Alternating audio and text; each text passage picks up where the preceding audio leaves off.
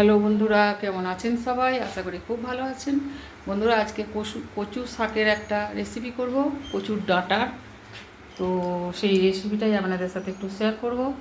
তো কেমনভাবে এই কচুর ডাঁটা রান্না করি আসুন এটাই দেখা যাক। দারুণ লাগবে, লাগেও এইভাবে রান্না করলে।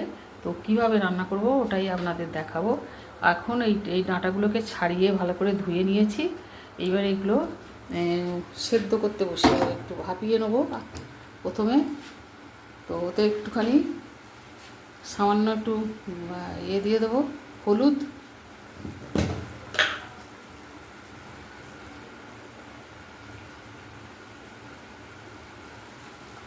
হলুদ দিয়ে আর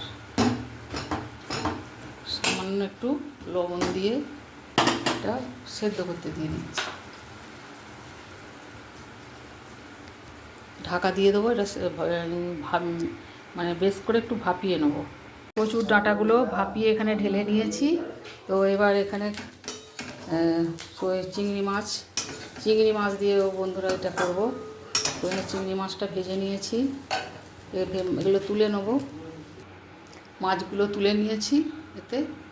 আর এবার ওই তেলের মধ্যে শুকনো লঙ্কা, কালো জিরে আর সর্ষে ফোড়ন দিচ্ছি।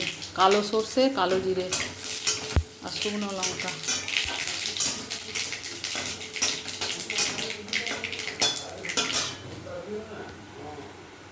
এবার ফোড়নটা হয়ে গেছে, কচুর ডাঁটাগুলো দিয়ে দিলাম।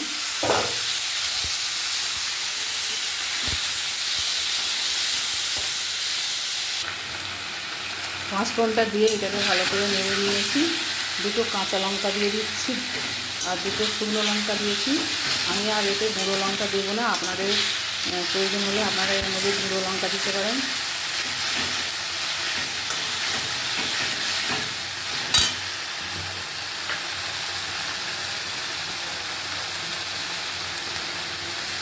এবার এর মধ্যে একটু সর্ষের গুঁড়ো, জিরের গুঁড়ো আর হলুদের গুঁড়ো,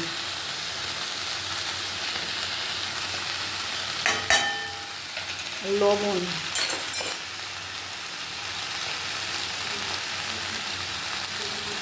দিয়ে দিচ্ছি।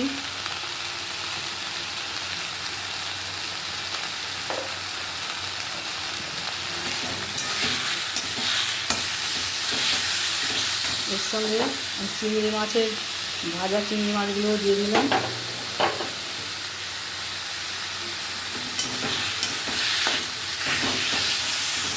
চিংড়ি মাছ দিয়ে, মাছের মাথা দিয়ে খুব সুন্দর হয়। ইলিশ মাছের মাথা বলুন বা কাতলা মাছের, এই মাছের মাথা দিয়েও এই কচু শাক দারুণ খেতে হয়।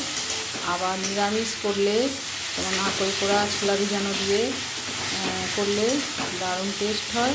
এই কচুর গাছ আমাদের উঠোনেই হয়ে আছে। সেখান থেকে মানে বা ঘরের পিছন দিকে খানিকটা সরু জায়গা আছে, ওইটার মধ্যে কচু গাছ হয়ে আছে। তো ওখান থেকেই তুলে নিয়েছি, বাজারে কিনতে হচ্ছে না, হয়নি।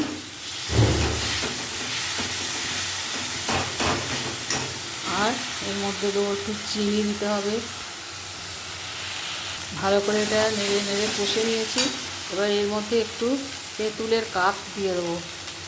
এই যে তেঁতুলের কাপ একটু দিয়ে দিচ্ছি।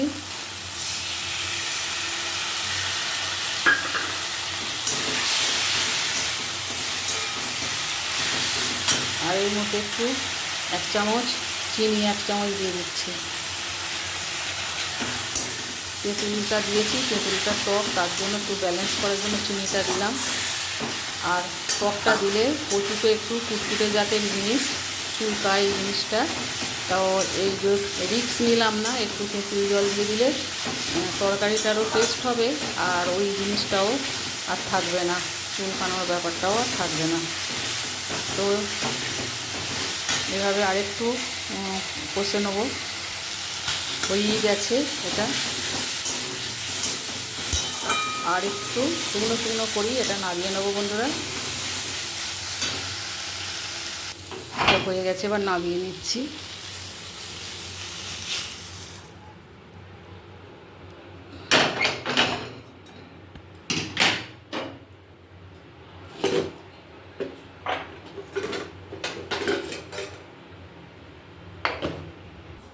নিয়ে এই যে ঢেলে নিয়েছি কচু ডাঁটা, চিংড়ি মাছ দিয়ে কচুর ডাঁটার চচ্চড়ি।